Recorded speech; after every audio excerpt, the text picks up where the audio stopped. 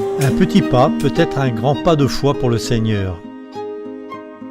Mondari, un membre de l'église locale de la ville de Manado en Indonésie, a décidé de faire la différence en menant de petites actions en faveur de personnes malvoyantes.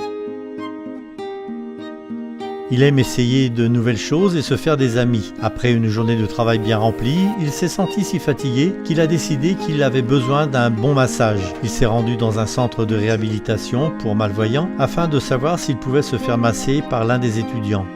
Le centre venait de terminer un cours de formation au massage et l'un des étudiants a gentiment accepté de mettre en pratique ce qu'il venait d'apprendre. Pendant le massage, Mondari a commencé à parler avec l'étudiant. Ils ont parlé du travail, de l'église et de la vie en général. Mondari a pu parler de son église et de la Bible. La conversation a pris un tour très sérieux. Et à la fin du massage, l'étudiant était très intéressé par ce qu'il avait appris de Mondari.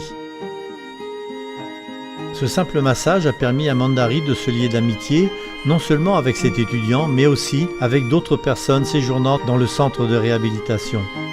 Peu de temps après, Mondari s'est engagé dans un nouveau ministère au sein de ce centre afin de toucher d'autres étudiants. La raison pour laquelle nous nous occupons de nos amis malvoyants est que lorsque Jésus était dans ce monde, il a pris soin d'eux. Il a touché leurs yeux et les a guéris. Par conséquent, en tant que disciples du Christ, nous voulons faire preuve de bienveillance vis-à-vis de nos amis malvoyants. Mondari a appris par son ami que le centre autorisait leurs étudiants chrétiens à organiser des services de culte. Cela a permis à Mondari et à son église de s'occuper des étudiants en effectuant un travail missionnaire médical et en organisant des services de culte. Nous sommes très heureux que les adventistes puissent s'impliquer auprès de nos amis malvoyants, ici à Manado. Ceux-ci ont besoin d'être pris en charge et d'être pleinement acceptés par la société. L'institution ne devrait pas être la seule responsable de leur réhabilitation. Ce groupe de personnes a également besoin de compassion et de soutien de la part de la société. Ainsi, ils peuvent vivre normalement et être acceptés par tous. Notre objectif est de leur apprendre à vivre de façon autonome une fois qu'ils ont achevé leur formation dans cette institution. La directrice du centre de réhabilitation et ses employés sont reconnaissants pour les activités menées par l'église adventiste locale. Je suis très heureuse de ce qui se passe ici, car tous les malvoyants ne reçoivent pas la même attention et les mêmes soins de la part de la société. Nous sommes heureux de savoir que les adventistes s'intéressent à nous.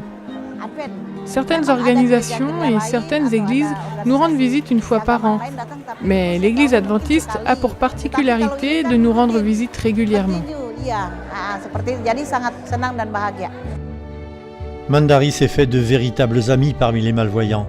Il les a invités à venir louer Dieu dans son église le jour du sabbat et beaucoup y sont allés. C'était une expérience merveilleuse de les voir chanter des cantiques. Le fait de ne pas pouvoir voir est en soi un défi considérable pour les malvoyants.